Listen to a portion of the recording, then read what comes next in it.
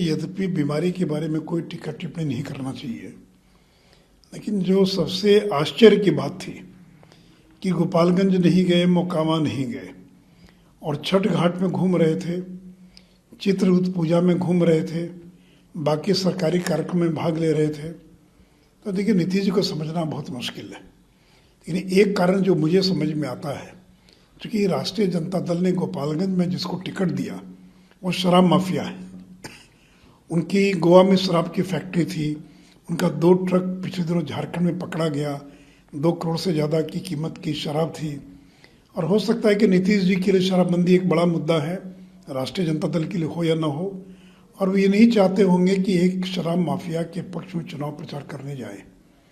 और जहाँ तक अनंत सिंह की बात, इन्हीं की सरकार में सजा हुई उनको, और यही लोग हैं उनको सजा करवाने वाले।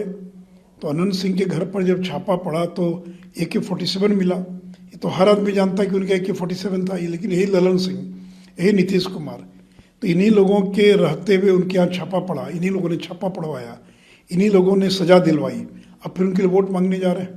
तो नीतीश जी को लगा होगा कि जिस प्रकार की छवि है उसमें जाना उचित नहीं होगा, क्योंकि वो राष्ट्रीय राजनीति में अपनी पहचान बनाना चाहते हैं। तो कल लोग कहेंगे कि देखिए, जिसके घर में AK-47 मिला उसके परिवार के लिए वोट मांगने जा रहे हैं। तो मुझे तो यही लगता है कि नीतीश जी के नहीं जाने का एकमात्र यही कारण था। और एक देखिए, मैसेज चला गया।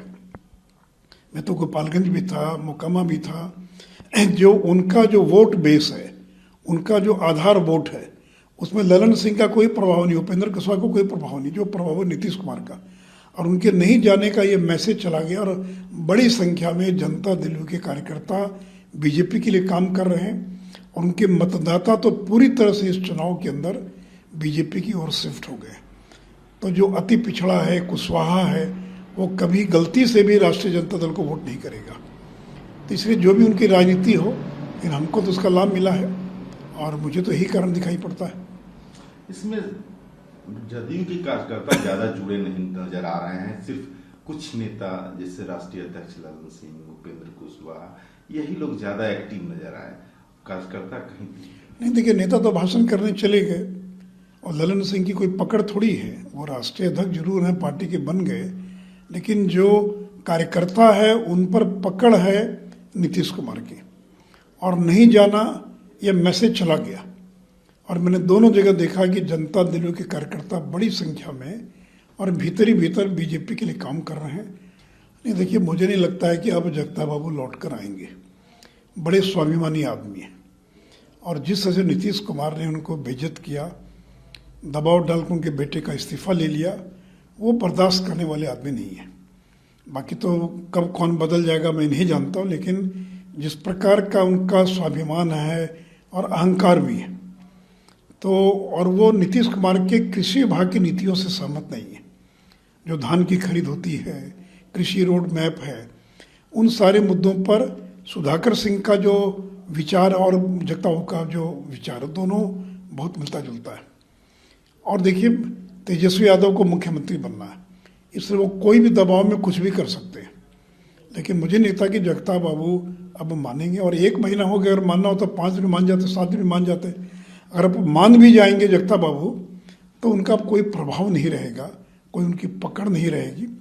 तो उनके लिए भी अच्छा ये है कि अब उनकी उम्र भी हो गई, तो वो अब कम से कम राष्ट्रीय जनता दल का जो अध्यक्ष पद है राज्य का, उसको स्वीकार न करें, नहीं तो उनकी काफ़ी बदनामी होगी। 1 महीना हो गया, नारा चल रहे थे, और फिर अगर वो मान जाते हैं तो ये उनके हित में नहीं होगा।